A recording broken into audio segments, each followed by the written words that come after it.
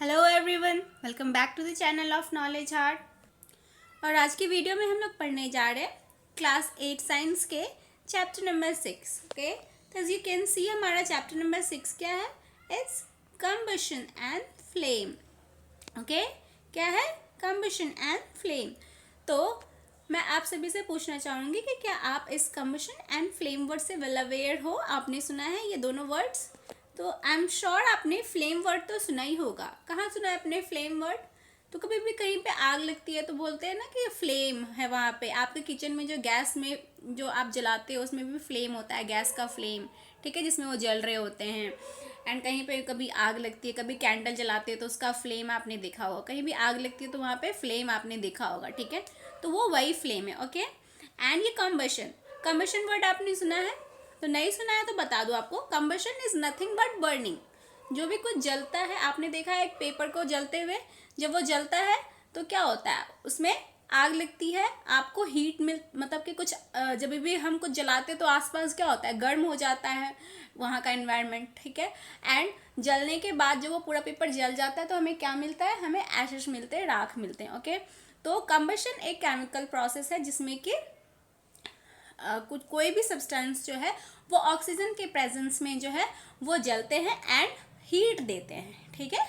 तो इसी combustion and flame से रिलेटेड हमारी ये पूरा चैप्टर होने वाला है कि कौन कौन से सब्सटेंस जो हैं वो कंबस्टेबल यानी कि जो कंबशन करते हैं, ठीक है। सारी चीज़ें आपके आसपास जलने वाली नहीं होती। अब आप पत्थर को जलाओगे तो वो नहीं जलेंगे ना, लोहे को जलाओगे तो वो नहीं जलेंगे ना। तो अलग अलग सब्सटेंसेस होते हैं जो जलते हैं और बहुत सारे ऐसे सब्सटेंसेस होते हैं नहीं जलते। तो उनका क्या रीज़न है, वो क्यों जलते हैं, क्या रीज़न है कि वो क्यों नहीं जलते हैं। ओके, तो इन सब से रिलेटेड हमारा आज का ये पूरा चैप्टर होने वाला है। तो चलिए विदाउट डिले स्टार्ट करते हैं अपने इस वीडियो को एंड आगे बढ़ाते हैं अपने इस चैप्टर को। एंड चैप्टर आगे बढ़ाने से पहले मैं आप सभी से रिक्वेस्ट करना चाहूँगी कि अगर आप लोगों में से कोई भी फर्स्ट टाइम मेरे चैनल पर विजिट कर रहा है, कोई भी नए हो, तो सबसे पहले नीचे सब्सक्राइब का बटन है उसे प्रेस कर ले, सब्सक्राइब कर ले मेरे चैनल को, ताकि आपको ऐसे ही हर सब्जेक्ट से रिलेटेड वीडियोज़ जो हैं वो आगे फ्यूचर में मिलती रहें। एंड वीडियोज़ अगर पसंद आती हो तो वीडियोज़ भी लाइक किया करें, तो काइंडली सब्सक्राइब माई चैनल। तो चलिए स्टार्ट करते हैं अपने इस चैप्टर का एंड अपने एनसीईआरटी टेक्स्ट बुक का line by line explanation. Okay, हमें यहाँ कहा जा रहा है we use different kinds of fuel for various purposes at home. तो हम बहुत सारे फ्यूल का, फ्यूल यानी कि ईंधन जिससे कि आग जलती है, ठीक है, हम यूज़ करते हैं अपने घरों में। Okay, in industry and for running automobiles, बहुत सारे इंडस्ट्रीज में एंड ऑटोमोबाइल्स में भी यूज़ करते हैं। Can you name of few fuels used in your home? तो क्या आप कुछ फ्यूल्स के नाम बता सकते हो जो आप अपने घरों में यूज़ करते हैं? हम कैरोसिन ऑयल का यूज़ करते हैं, हम लकड़ी का यूज़ करते हैं, हम हमारे किचन में एलपीजी गैस जो होती है, लिक्विड पेट्रोलियम गैस जो सिलेंडर में होता है, वो भी फ्यूल है एक टाइप का, ठीक है। तो ये सब कुछ फ्यूल्स हैं। आप भी अपने माइंड में याद करो कौन कौन से फ्यूल्स हैं जिससे की वजह से आप आग लगा सकते हो, ठीक है। Name of few fuels used in trade and industry. और ट्रेड एंड इंडस्ट्री में कौन कौन से फ्यूल्स यूज़ करते हैं आप उसके बारे में सोचो। What fuels are used for running automobiles, और ऑटोमोबाइल्स के लिए कौन से जो है फ्यूल्स यूज़ किए जाते हैं। Your list will contain fuels like cow dung, wood, coal, charcoal, petrol, diesel, compressed natural gas etcetera. तो आपके जो है फ्यूल्स में काउडंग आएंगे। ज़्यादातर काउडंग घर में यूज़ करते हैं हम लोग, गोबर का जो वो गोईठा बनाते हैं ना, काउडंग वही हुआ, ठीक है। काउडंग यानी कि गोबर होता है, उससे हम लोग फ्यूल बनाते हैं उसको सुखा करके। वुड हो गया, ठीक है, लकड़ी भी ईंधन है, कोल है, चारकोल, पेट्रोल, डीजल, ये सभी क्या है, हमारे फ्यूल है, टाइप ऑफ फ्यूल है। You are familiar with the burning of a candle. आपने एक मोमबत्ती तो जलती हुई देखी होगी, आप अपने आसपास या कभी खुद से भी जलाई होगी। घर में लाइट चली जाती है तो आप कैंडल जलाते हो। ओके, तो what is the difference between the burning of a candle and the burning of a fuel like coal? और कभी आपने कोयले को जलते देखा है? कभी अंगीठी में कोयले को जलते देखा है आपने? तो यहाँ पे आपसे पूछा जा रहा है कि एक कैंडल के जलने में एंड एक कोयले के जलने में क्या डिफरेंस होता है। तो आपने देखा होगा कि जब भी आप कैंडल जलाते हो तो कैंडल में क्या होता है, फ्लेम के साथ वो जलता है, उसमें आग आपको दिखती है ना। एंड थोड़ा थोड़ा उससे आपको एक वेपर जैसा भी बाहर निकलते हुए दिखेगा, ठीक है। एंड जब भी आप कोल जलाते हो तो उसमें आपको फ्लेम नहीं दिखता है, वो फ्लेम के बिना जलता है, ठीक है, कोयला। तो आपको लाल लाल कलर का दिखेगा जब वो जलते रहता है। तो यहाँ पे ये डिफरेंस है कि कैंडल जो है वो फ्लेम के साथ जलता है, कोयला फ्लेम के साथ नहीं जलता है। तो may you be well aware to guess right, candle burns with a flame whereas coal does not. तो यहाँ पे वही कहा रहा है, कैंडल जो है फ्लेम के साथ जलता है एंड कोयला जो होता है वो फ्लेम के साथ नहीं। Similarly you will find many other materials burning with a flame. तो आपने ऐसे बहुत सारे आसपास मटेरियल्स देखे होंगे जो कि फ्लेम के साथ जलते हैं। ओके, तो let us study the chemical process of burning and the type of flame produce during the process. तो चलिए हम पढ़ते हैं कि ये केमिकल प्रोसेस जिसको जो कि बर्निंग, ठीक है, बर्निंग का chemical process and type of flame, और किस किस तरह के फ्लेम जो है प्रोड्यूस्ड होते हैं इस प्रोसेस में। आगे हमारा कंबशन। What is combustion? मैंने आपको ऊपर भी समझाया था कि ये केमिकल प्रोसेस है जो कि ऑक्सीजन के प्रेजेंस में कुछ भी सब्सटेंस जो है जलते हैं एंड हमें हीट देते हैं। Recall the activity of burning of magnesium ribbon performed in class 7। तो अपने क्लास 7 में हमने मैग्नीशियम रिबन से रिलेटेड एक्टिविटी करी थी ना, उसको बर्न किया था। तो we learn that magnesium burn to form magnesium oxide and produce heat and light. तो हमने देखा था कि मैग्नीशियम जो है, मैग्नीशियम बर्न होकर के क्या दिया था, मैग्नीशियम ऑक्साइड, एंड उससे हमें क्या मिला था, हीट एंड लाइट। तो we can perform a similar activity with a piece of charcoal. तो हम ऐसे ही चारकोल को भी जला के देख सकते हैं। Okay, hold the piece with a pair of tongs and bring it near the flame of a candle और a burner. What do you observe?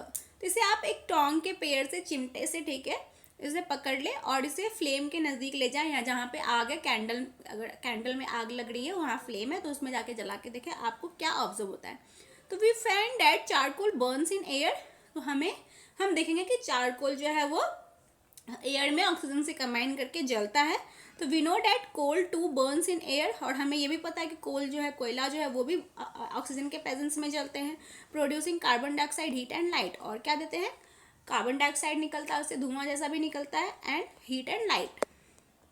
Okay, यहाँ देखिए, यहाँ एक फिगर दिया हुआ है, बर्निंग ऑफ मैग्नीशियम, ठीक है। यहाँ पे आपको ये वाइट कलर का लाइट दिख रहा है, वाइट एंड येलो कलर का जैसा कुछ लाइट है, ठीक है, जो कि बर्निंग के बाद आपको इसे जलाओगे आप तो इस तरह से आपको कुछ हीट एंड लाइट देखने को मिलेगा। ओके, तो यहाँ पे कंबशन का आपको डेफिनेशन दिया हुआ है, इसे आप याद कर लेना, ठीक है। आपके एग्जाम पॉइंट ऑफ व्यू से इंपॉर्टेंट है, आपके एग्जाम में डायरेक्ट इसका डेफिनेशन पूछा जा सकता है। तो a chemical process in which a substance react with oxygen to give off heat is called combustion. Okay, मैंने ऊपर ही समझा दिया था कि ऐसा केमिकल प्रोसेस जिसमें सब्सटेंस जो है ऑक्सीजन के साथ रिएक्ट करके हीट देते हैं उसे हम क्या कहते हैं, कंबशन कहते हैं। Combustion is nothing but it's burning. Okay, the substance that undergoes combustion is said to be combustible. अब कंबस्टिबल किसे कहेंगे, ऐसा सब्सटेंस जो कि कंबशन प्रोसेस फॉलो करता है, जिसमें कि कंबशन होता है, जो कि ऑक्सीजन के प्रेजेंस में जो है जलता है और हीट देता है, वो क्या होता है, कंबस्टिबल सब्सटेंसेस होते हैं। It is also called a fuel, जो कि एक फ्यूल भी कहलाता है, ईंधन कहलाता है। ईंधन वही होते हैं ना जिससे हम आग जलाते हैं, जैसे लकड़ी हो गई, ठीक है। तो लकड़ी क्या कंबस्टिबल है क्योंकि उसमें आग लग सकता है, वो हमें मतलब कि उसको जलाने का हमें हीट मिलेगा, आग, लाइट मिलेगा, ठीक है। द फ्यूल में बी सॉलिड, लिक्विड और गैस। वो फ्यूल जो है सॉलिड भी हो सकता है, जैसे लकड़ी सॉलिड है, ओके, एंड लिक्विड भी हो सकता है, जैसे कि हम कैरोसिन ऑयल को डालते हैं किसी भी चीज़ के ऊपर और जलाते हैं तो वो क्या होता है, जल जाता है, ठीक है। एंड गैस, जैसे कि लिक्विड पेट्रोलियम गैस जो हम अपने किचन में यूज़ करते हैं सिलेंडर में, तो वो गैस के फॉर्म में। यही है कि आपका जो कंबस्टिबल सब्सटेंसेस है वो सॉलिड भी हो सकता है, जैसे कि लकड़ी, लिक्विड भी हो सकता है जैसे कि कैरोसिन ऑयल, एंड गैस, और गैस भी हो सकता है जैसे कि सीएनजी, जैसे कि LPG. Okay, sometimes light is also given of during combustion. तो यहाँ पे कंबशन के डेफिनेशन में दिया है कि हीट, ठीक है, हीट तो मिलेगी ही मिलेगी, एंड कभी कभी लाइट भी मिलती है। जैसे मैग्नीशियम रिबन जलाया था तो आपको हीट लाइट दोनों मिली थी। ओके, तो कभी कभी लाइट भी मिलती है कंबशन के प्रोसेस में, आइदर एज अ फ्लेम और एज अ ग्लो। या तो फ्लेम के रूप में मिलेगा आपको, फ्लेम होगा तो वो क्या हुआ, लाइट ही है ना, रोशनी हो जाएगी आसपास, एंड या तो ग्लो, ग्लो के जैसा आपको अचानक से जो है ना एक चमकेगा वो, ठीक है। In the reactions mentioned above, magnesium and charcoal are combustible substances. तो हमने जो ऊपर देखा चारकोल को और मैग्नीशियम को दोनों एयर में बर्न हो रहे थे। एयर में क्या होता है, ऑक्सीजन होता है, उसके प्रेजेंस में वो लोग बर्न हुए तो वो लोग क्या हो गए, कंबस्टिबल सब्सटेंसेस हो गए। Okay, we were told that food is a fuel for our body. तो हमें कहा गया था कि फूड, जो भोजन हम खाते हैं वो हमारी बॉडी के लिए फ्यूल होता है, ईंधन का काम करता है। तो वो एक केमिकल तो यहाँ पे फ्यूल जो है ऐसा नहीं है कि ये जल के आग देगा, ऐसा फूड नहीं है, लेकिन इसको हम फ्यूल इसलिए कहते हैं कि हमारी बॉडी को एनर्जी प्रोवाइड करता है, इससे हमें एनर्जी मिलती है। ऑक्सीजन के प्रेजेंस में ये खाना जो है ब्रेक डाउन होता है जिससे कि एनर्जी मिलती है, ठीक है। तो फूड को फ्यूल कहते हैं, लेकिन वो वैसा वाला फ्यूल नहीं जो कि बर्न होने लग जाएगा, ओके। अभी एक्टिविटी 6.1 देख लेते हैं हम लोग, ओके। यहाँ कहा जा रहा है collect some materials like straw, match sticks, kerosene oil, paper, iron nails, stone pieces, glass etcetera. कुछ मटेरियल्स ले लें आप, जैसे कि स्ट्रॉ ले लें, ठीक है। स्ट्रॉ आपको पता है ना, इससे हम लोग जूस वगैरह पीते हैं। मैच स्टिक ले ले, केरोसिन ऑयल ले ले, पेपर, आयरन नेल्स ले ले, स्टोन पीसेस, ग्लास, ओके। ये अगर आपके आसपास है तो ये सारी चीज़ें आप कलेक्ट कर लो। Under the supervision of your teacher try to burn each of this material one by one.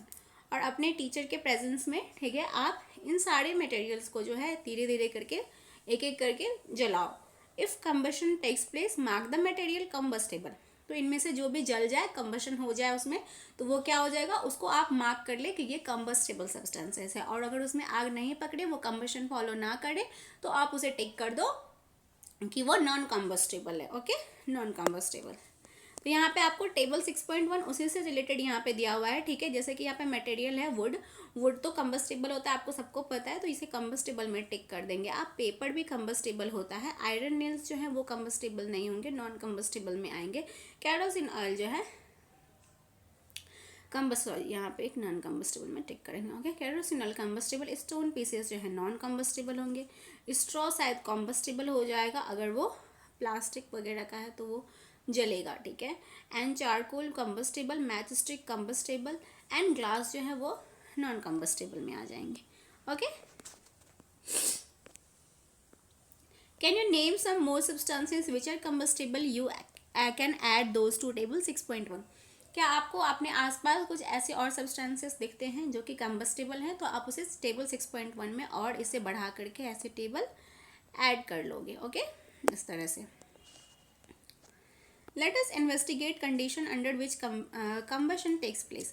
तो अब हम वो कंडीशन देखते हैं जिसके अंदर ये कंबशन होते हैं, यानी कि कंबशन होने के लिए कौन कौन सी कंडीशंस रिक्वायर्ड हैं, किस किस कंडीशन में कंबशन होगा एंड किस कंडीशन में कंबशन नहीं होगा, ओके। चलिए देखते हैं क्या कहा जा रहा है आगे।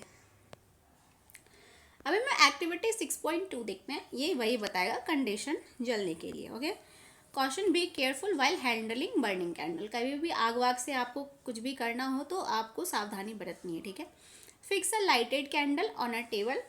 आप एक जली हुई मोमबत्ती को एक टेबल पे रख दें। Put a glass chimney over the candle and rest it on a few wooden blocks in such a way that air can enter the chimney. और आप क्या करें, उसके ऊपर जो है एक ग्लास चिमनी रख दे, जैसे यहाँ पे रखा हुआ है, ठीक है, और उसे रेस्ट करने के लिए छोड़ दे। 6.2A वाला फिगर इस तरह से, ठीक है। Observe what happens to the flame. तो आप ऑब्जर्व करो क्या होगा। तो आप यहाँ पे, आपने जो यहाँ पे ग्लास चिमनी रखी है, यहाँ से ऊपर से भी ये खुला है एंड नीचे से भी खुला है। नीचे से कैसे, यहाँ पे जो यहाँ पे दो ब्लॉक्स रखे हुए हैं वुड के, इसके वजह से क्या है कि ये पूरा बंद नहीं हो गया है। नीचे से भी खुला है एंड ऊपर से भी खुला है, तो दोनों तरफ से एयर आ रहा है, यानी कि इसको जलने के लिए फेवरेबल कंडीशन मिल रहा है, यानी ऑक्सीजन मिल रहा है। ऑक्सीजन मिलते रहेगा, ये जलते रहेगा, तो यहाँ यही होगा कि ये जलते रहेगा। Now remove that block and let the chimney rest on the table, figure 6.2b, okay. And आपको बी नंबर फिगर जो है उसमें आप देखो, यहाँ पे नीचे से जो ये दो वुडन ब्लॉक्स थे इसको हटा लिया गया, ओके। अब ये यहाँ पे क्या, ये ब्लॉक हो गया नीचे से एयर एंटर नहीं हो रहा, ओनली ऊपर से एयर एंटर हो रहा। तो एक साइड से एयर आना बंद हो गया, तो यहाँ पे एयर की सप्लाई कम हो जाएगी, तो ये क्या होगा, बुक बुक बुक बुक करने लग जाएगा, यानी कि बुतने के कंडीशन पे आ जाएगा। अगेन ऑब्जर्व द फ्लेम, फिर आपको ऑब्जर्व करनी होगी। Finally put a glass plate over the chimney, figure 6.2c। And 6.2c में आपको इस ग्लास के चिमनी को जो है ना ढक देना है इस तरह से, ठीक है। तो क्या हो गया, नीचे से भी ब्लॉक हो गया एंड ऊपर से भी ब्लॉक हो गया, तो कहीं से भी एयर नहीं आ रही है। और जब ऑक्सीजन नहीं मिलेगा फायर को जलने के लिए, फायर कैच करने के लिए ऑक्सीजन की ज़रूरत होती है, ऑक्सीजन नहीं मिल रहा है, यहाँ पे बर्न नहीं होगा, ये बुझ जाएगा, ठीक है। What happens in then 3 cases. तो तीनों केसेस में क्या हुआ मैंने आपको बता दिया। Does the flame flicker off, क्या फ्लेम बुझ गया, does it flicker and give smoke, क्या ये बुझ के जो है धुआं देने लगा? डज इट बर्न अफेक्टेड, क्या ये बिना अफेक्ट हुए बर्न हुआ? Can you infer anything at all about the role played in by air in the process of burning? तो हमने देखा ना कि यहाँ पे ये बुझ गया था। ओके, तो यहाँ पे क्या हम यहाँ से क्या कंक्लूड कर पा रहे हैं कि यहाँ पे कंबशन होने के लिए, बर्निंग होने के लिए किसकी ज़रूरत होती है? एयर की ज़रूरत होती है। एयर क्यों ज़रूरत होती है? क्योंकि एयर में ऑक्सीजन होता है। ओके, चलिए आगे देखते हैं। यहाँ पे कहा जा रहा है find that for combustion air is necessary. तो हमने देखा कि कंबशन होने के लिए क्या होता है? एयर, हवा की ज़रूरत होती है। The candle burns freely in case A. तो हमने देखा केस ए में जो है कैंडल वो फ्रीली जल रहा था क्योंकि उसे दोनों तरफ से एयर सप्लाई मिल रहा था। When air can enter the chimney from below, जहाँ की नीचे से भी एयर आ रही है। In case B, when air does not enter the chimney from below the flame flickers and produces smoke. और जब सेकेंड केस में, जब हमने नीचे से वो ब्लॉक्स हटा दिए तो वहाँ से वो एयर एंटर करना बंद हो गया। ठीक है, एयर की ब्लॉकेज मतलब एंटरिंग जो है वो ब्लॉक हो गई। वहाँ पे क्या हुआ? वो फ्लेम फ्लिकर करने लगा और स्मोक धुआं के साथ बुझने लगा। Okay, and in case see the flame finally goes off because the air is not available. और फाइनली सी में जब दोनों तरफ से हमने ब्लॉक कर दिया एयर का एंट्रेंस, कहीं से भी एयर नहीं आ रहा था, तो वो फ्लेम क्या हो गया? बुझ गया। ओके,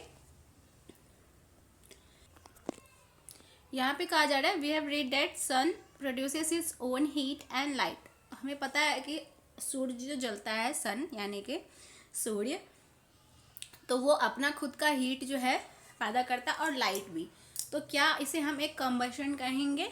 ठीक है, तो ये केमिकल प्रोसेस नहीं है कंबशन। ठीक है, सन जो हीट एंड लाइट प्रोड्यूस करता है वो न्यूक्लियर फ्यूजन के कारण करता है। ठीक है, वो इसमें नहीं आएगा। ठीक है, हम इसे कह सकते हैं कि वो कंबशन, लेकिन वो है नहीं। ठीक है, वो उसके हाइड्रोजन एटम्स हीलियम एटम्स में ब्रेक होता है, जिसकी वजह से जो है वो मतलब कि जलता है एंड लाइट देता है। ओके, तो ये कंबशन नहीं है। In the sun heat and light are produced by nuclear reactions. Okay, nuclear reaction की वजह से हीट एंड लाइट मिलते हैं। You will learn about this process in higher classes, जो कि आप हायर क्लासेस में जो है इसकी वजह मतलब इनके कारणों को पढ़ोगे। हम एक्टिविटी 6.3 देखेंगे। Place a piece of burning wood और charcoal on an iron plate और तवा। अब आप एक जलता हुआ लकड़ी और चारकोल लेके, ठीक है, या तो जलती हुई लकड़ी ले लो या जलता हुआ चारकोल ले लो, उसे आप आयरन प्लेट या तवा पे रख लो। कवर्ड विथ ग्लास जार और अ टम्बलर और अ ट्रांसपेरेंट प्लास्टिक जार। तो आप इसे जो है एक ग्लास से कवर कर दो या तो प्लास्टिक जार से कर दो, किसी से कवर कर दो। Okay, observe what happens. तो क्या होता है? Does charcoal stop burning after some time? Can you think of the reason why it stop burning? तो आप देखो कि जैसे आपने उसे ढक लिया तो वो बर्निंग मतलब जलना बंद हो जाएगा। क्यों? क्योंकि उधर एयर का एंट्रेंस जो है वो ब्लॉक कर देगा वो कवर जिसे हम करेंगे। तो हमने अभी ऊपर पढ़ा कि कंबशन होने के लिए क्या नेसेसरी होता है? एयर नेसेसरी होता है, यानी कि ऑक्सीजन। ओके, ऑक्सीजन नहीं मिलेगा, there is no oxygen, no combustion. Okay, तो आपको ऑक्सीजन की यहाँ पे इंपॉर्टेंस पता चल गई ना, तो ऑक्सीजन की क्या इंपॉर्टेंस है बर्निंग में। You might have heard that when the clothes of a person catch fire, the person is covered with a blanket to extinguish fire. Can you guess why? आपने कभी टीवी में देखा होगा या आसपास कभी आपने देखा होगा या जानते होगे इस बात को कि अगर कभी किसी पर्सन के बॉडी में आग लग जाती है तो क्या करते हैं? उसे कंबल से ढक देते हैं, पूरा कंबल से पूरा उसको ढक देते हैं, उसकी बॉडी को। तो आपने कभी सोचा है कि ऐसा क्यों करते हैं कि किसी के बॉडी में आग लग जाती है तो उसको कंबल से ढक देते हैं? तो यहाँ पे भी वही चीज़ है कि कंबल से ढकने के बाद कंबल क्या करता है? उसमें ऑक्सीजन एयर आने से रोक देता है। ठीक है, उनकी बॉडी में पूरी तरह से ढका हुआ रहता है, तो जिसकी वजह से वो आग बुझ जाती है। Okay,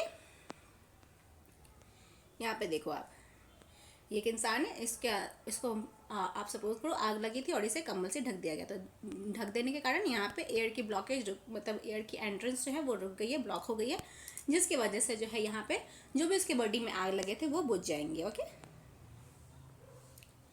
does a match stick burn by itself? अब आप ये सोचो कि आपकी जो माचिस की तीली होती है वो अपने आप जल जाती है?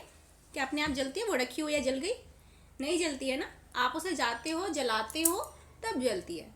अपने आप जलने लग जाएंगे तो अपने आप ही आपके घर में रखे रखे सारी माचिस खत्म हो जाएगी एंड घर में आग लगते रहेंगे। How does it burn? You must have had an experience of burning a piece of paper. तो मैच स्टिक कैसे जलता है? आप उसे जलाते हो, ठीक है। और एक पेपर को जलाने में क्या करते हो, कैसे जलाते हो? Does it burn when a burning match stick is brought near it? तो हम एक जलती हुई माचिस की तीली को पेपर के नज़दीक लेके जाते हैं तो भी तभी वो जलती है, अपने आप तो वो नहीं जलती है ना। या किसी कैंडल से के फ्लेम को लाएंगे उसके नियर में, पेपर के नियर, तो वो जलेगी, ठीक है।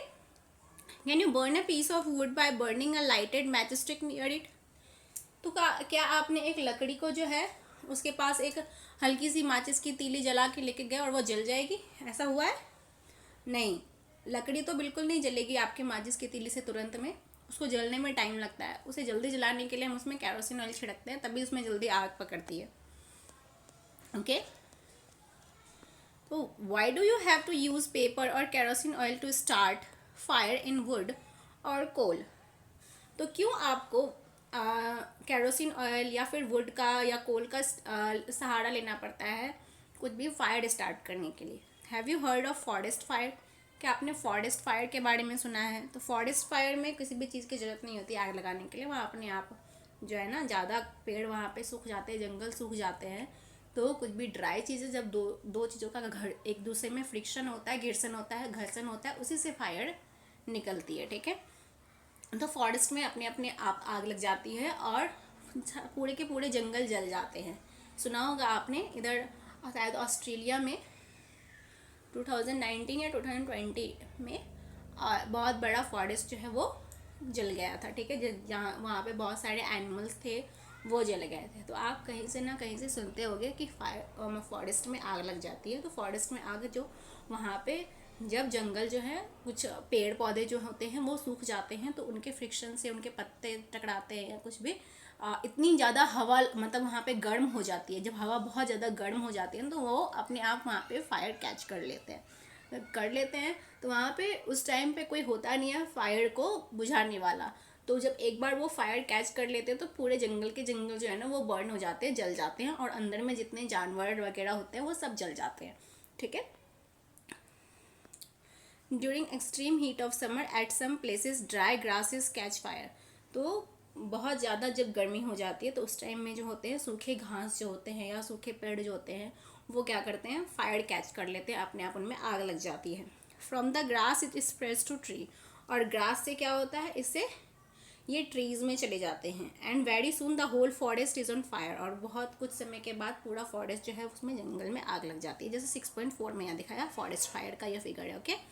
And it's very difficult to control such fire. अब इतने बड़े एरिया में आग लगी है तो इसको स्टॉप करना, इसको रोकना बहुत ज़्यादा मुश्किल हो जाता है, ठीक है। Do this experience tell you that different substance catch fire at different temperature? तो हमने देखा ना कि वुड को जलाने के लिए हमें अब जैसे मैच स्टिक उसके पास लेके जाते वो तुरंत नहीं जलती है, ठीक है। जलेगी, वो माचिस से भी जलेगी, ठीक है, लेकिन उसको जलने में काफ़ी टाइम लगेगा, तब तक में वो मैच स्टिक ही बुझ जाएगी, ओके। एंड उसमें हम क्या करते हैं, केरोसिन ऑयल डालते हैं। तो एक सर्टेन टेम्परेचर होता है, कोई भी चीज़ अगर वो वुड में हम मैच स्टिक लेके जाएंगे तो वो उस टेम्परेचर तक गर्म होगी जब तब वो जलना स्टार्ट होगी, ठीक है। तो हर चीज़ जो हर सब्सटेंसेस होते हैं ना वो उनमें एक कैरेक्टर, मतलब उनका कैरेक्टरिस्टिक कह लो कि उसमें वो एक सर्टेन टेम्परेचर रीच होगा, ठीक है। उसका जो एक सर्टेन टेम्परेचर रीच होगा तभी वो जलना स्टार्ट करेगा, ओके। तो वो जो सर्टेन टेम्परेचर होता है किसी भी सब्सटेंस का जिस पे कि वो जलना शुरू करता है वो उसका इग्निशन टेम्परेचर कहलाता है। क्या कहलाता है? इग्निशन टेम्परेचर कहलाता है, okay.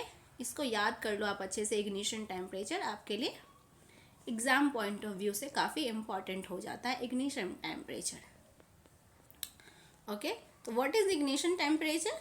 The lowest temperature, the maximum temperature. तो वो टेम्परेचर, ठीक है, eight which a substance catches fire is called ignition temperature. तो हर सब्सटेंस का अपना इग्निशन टेम्परेचर होता है, किसी का ज़्यादा होता है, किसी का कम होता है। कोई जल्दी जलने लग जाता है तो उसका लो होता है, कोई ज़्यादा देर तक उसमें आग लगाओ तब जलेगी तो उसका हाई हो गया ignition temperature, okay. Can you tell now why a match stick does not catch fire on its own at room temperature. तो अब आप ये बताओ कि जो माचिस की तीली थी वो अपने आप जो है रूम में आग क्यों नहीं पकड़ लेते हैं? क्योंकि आपके रूम का हमेशा वो टेम्परेचर तो नहीं रहता है ना जिस पे वो आग जलने लग जाए अपने आप से। जैसे कि हमने फॉरेस्ट में देखे थे, तो उसे जलाने के लिए हमें रब करना पड़ता है, उसको उस टेम्परेचर पे लाना पड़ता है जिसपे वो जले। ठीक है। Why does the matchstick start burning on rubbing it on the side of match box? तो उसको मैच बॉक्स के साइड में हम रब करते जो जलता है तो वो उस टेम्परेचर को रीच कर लेता है जलने में। जब उसे रब करते हैं तो फिर उसमें फायर कैच हो जाती है।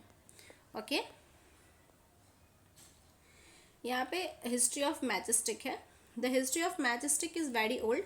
मैच स्टिक्स जो माचिस की है उसकी हिस्ट्री काफ़ी ओल्ड रही है। More than 5000 years ago small pieces of pine wood dipped in sulphur were used as matches in ancient Egypt. तो 5000 साल पहले जो है पाइन वुड जो होते थे उनको सल्फर में डिप करके मैचेस के रूप में यूज़ करते थे। Okay, the modern safety match was developed only about 200 years ago.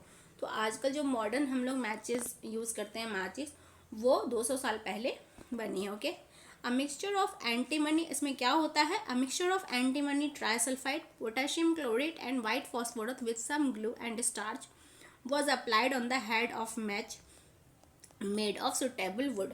तो जो मैच का जो ऊपर वाला हेड होता है गोल गोल, उसमें क्या डाला जाता है? Antimony trisulphide potassium chlorate and white phosphorus with some glue and starch was applied on the head of the match made of suitable wood. ठीक है, और नीचे उसकी लकड़ी होती है ना, तो when struck against a rough surface, और जो उसके साइड में क्या होता है? रफ सरफेस बनाया जाता है, और उसको जब हम रफ सरफेस के अगेंस्ट रब करते हैं तो उसमें फायर कैच हो जाती है। Okay, this started the combustion of match. However, white phosphorus proved to be dangerous both for workers involved in manufacturing of matches and for user. जो कि वाइट फॉस्फोरस जो होता है वो क्या होता है? जो कि कारखाने में जो ये बनाए जाते हैं उनके लिए, जो मैन्युफैक्चरर होते हैं उनके लिए, वर्कर्स के लिए ये काफ़ी डेंजरस होते हैं। These days the head of the safety match contains only antimony trisulfide and potassium chloride. तो आजकल के जो मैचेस हो रहे हैं उनमें उनके हेड में जो ऊपर जो हेड होता है उसमें एंटीमनी ट्राइसल्फाइड डालते हैं एंड पोटेशियम क्लोराइड डालते हैं। तो the rubbing surface has powdered glass and a little red phosphorus. और जो रबिंग सरफेस होता है उस पर कुछ मतलब कि चूड़े हुए पाउडर यानी कि चूड़ करके ग्लासेस जो होते हैं, ठीक है, वो एंड रेड फॉस्फोरस जो होते हैं वो डाले जाते हैं, which is much less dangerous, जो कि कम डेंजरस होता है। When the match is struck against the rubbing surface some red phosphorus gets converted into white phosphorus. और जब हम उसे रब करते हैं तो वो रेड फॉस्फोरस क्या होता है? वाइट फॉस्फोरस में कन्वर्ट हो जाता है। This immediately reacts with potassium chlorate in the matchstick head to produce enough heat to ignite antimony trisulphide and start the combustion. जो कि इमीडिएटली जो है उसके हेड में जो पोटेशियम क्लोरेट के साथ जो है रिएक्ट करता है और इनफ हीट को वो प्रोड्यूस करता है जिससे कि वो एंटीमनी ट्राइसल्फेट जो है वो जल जाए। ठीक है, और वहाँ पे कंबशन स्टार्ट हो जाता है। ठीक है, तो हमने यहाँ पे मैचस्टिक के बारे में पढ़ लिया। हमने यहाँ पे देखा we find that a combustible substance can not catch fire और burn as long as its temperature is lower than its ignition temperature. तो हमने देखा कि जो कंबस्टिबल सब्सटेंसेस यानी कि जो जल सकते हैं तो वो तब तक फायर कैच नहीं करते हैं जब तक कि उनका टेम्परेचर उसके इग्निशन टेम्परेचर को रीच ना हो जाए। ठीक है, तो have you ever seen cooking oil catches fire when a frying pan is kept for a long on a burning stove. तो आपने देखा होगा कि हम जो खाना बनाते हैं अपने किचन में उसमें कुकिंग ऑयल डालते हैं, वो कुकिंग ऑयल डाल के खाना बनाते हैं, सब्जी डालते हैं या फिर दाल डालते हैं, जो भी करते हैं उसमें खाना बनाते हैं। ठीक है, तो वो बहुत देर तक खाना बनता है हमारा, आधा घंटा, कभी कभी सब्जी बनाने में, कोई सब्जी बनाने में 1 घंटा लगता है। तो वो क्या कुकिंग ऑयल जो आप डालते हो अपने पैन में या कढ़ाई में, तो क्या उसमें फायर कैच होता है? नहीं होता है ना। जबकि kerosene oil and would do not catch fire on their own at room temperature. और आपको पता है कि कैरोसिन ऑयल और जो वुड है वो अपने आप तो नहीं जल जाते, इनको भी जलाना पड़ता है। ठीक है, but if kerosene oil is heated a little, लेकिन अगर आप कैरोसिन ऑयल को थोड़ा सा हीट करते हो, ठीक है, इट विल कैच फायर, तो ये फायर कैच कर लेगी। कुकिंग ऑयल को हमने हीट किया, वो फायर कैच नहीं करेगी, लेकिन हमने कैरोसिन ऑयल को हीट किया, वो फायर कैच कर लेगी। But if would is heated a little it would still not catch fire. लेकिन अगर आप वुड को जो है थोड़ा सा हीट कर दो तो क्या वो आग पकड़ेगी? नहीं, वो आग नहीं पकड़ेगी। Does it mean that ignition temperature of kerosene oil is lower than that of wood? तो इसका क्या मतलब है कि कैरोसिन ऑयल जो है उसका इग्निशन टेम्परेचर यानी कि वो टेम्परेचर जिस पे वो जलने लगे वो वुड के इग्निशन टेम्परेचर से लो है? हाँ, हो सकता है। वुड का इग्निशन टेम्परेचर ज़्यादा होगा, इसीलिए उसको जलने के लिए ज़्यादा गर्म होने की, ज़्यादा आग लगाने की ज़रूरत है। एंड कैरोसिन ऑयल का लो है तो वो थोड़ा देर ही बर्न, मतलब उसे हीट करेंगे तो वो जलने लग जाएगा। The following activity shows that it is essential for substance to reach ignition temperature to burn. तो हमें इन सारी एक्टिविटीज़ से जो हमने पढ़ी इससे ये पता चलता है कि किसी भी सब्सटेंस को बर्न होने के लिए, जलने के लिए, कम्बशन करने के लिए क्या होता है, उसके इग्निशन टेम्परेचर को रीच करना जरूरी होता है। जब तक वो उसके इग्निशन टेम्परेचर को रीच नहीं करेगा, चाहे वो कितना भी लोएस्ट हो, ठीक है, या हाईएस्ट हो, जब तक उसको रीच नहीं करेगा तब तक वो नहीं जलेगा। ठीक है, अभी एक्टिविटी 6.4 है। ओके, इसको देख लेते हैं। Okay, make 2 paper cups by folding a sheet of paper. आपको शीट ऑफ पेपर को फोल्ड करके 2 पेपर कप्स बनाने हैं। Pour about 50 ml of water in one of the cups, और एक कप में आप 50 ml वाटर दे दें। Heat both the cup separate, एक में नहीं डालना है। ठीक है, और दोनों को आपको क्या करना है, हीट करना है, यानी कि यहाँ पे कैंडल जला दो और उसको हीट करो। What do you observe? क्या ऑब्जर्व करोगे? तो आपने जो जहाँ पे पानी डाला है ना और इसको जो जला रहे हो, तो यहाँ पे जो हीट जा रहा है ये क्या करेगा, पानी अब्जॉर्व कर लेगा ये सारे हीट को, जिसकी वजह से ये पानी गर्म होने लगेगा। ठीक है, और पानी के में हीट जाने के कारण जो है यहाँ ये पेपर बर्न नहीं होगा। लेकिन यहाँ पे कोई पानी नहीं है तो डायरेक्ट आप इसे हीट करोगे तो ये पेपर जो है कप्स ये जल जाएगा। ठीक है, इस एक्टिविटी में का रिजल्ट यही होगा। तो यहाँ पे वही कहा जा रहा है व्हाट हैपन्स। ठीक है, मैंने बता दिया आपको क्या होता है। अपने हम नेक्स्ट वीडियो में यहाँ से स्टार्ट करेंगे। आज की वीडियो में यही, ठीक है, फायर एक्सटिंग्विशर के बारे में पढ़ेंगे। ठीक है, तो आई होप आपको यहाँ तक ये चैप्टर जो है वो अच्छे से क्लियर हो गया होगा। ओके, कंबस्टेबल सब्सटेंसेस क्या होते हैं, नॉन कंबस्टेबल सब्सटेंसेस क्या होता है, इग्निशन टेम्परेचर क्या होता है, कम्बशन क्या होता है, ये सारी चीज़ें आपको अच्छे से क्लियर हो गई होंगी। ओके, तो वीडियो अगर पसंद आई हो तो वीडियो को लाइक कर दें, एंड चैनल पे नए हो तो चैनल को सब्सक्राइब कर ले, ताकि आपको ऐसे ही हर सब्जेक्ट से रिलेटेड इंटरेस्टिंग वीडियोस जो हैं वो आगे फ्यूचर में मिलते रहें। तो चलिए मिलते हैं अपने नेक्स्ट वीडियो में, तब तक के लिए बाय बाय, थैंक यू।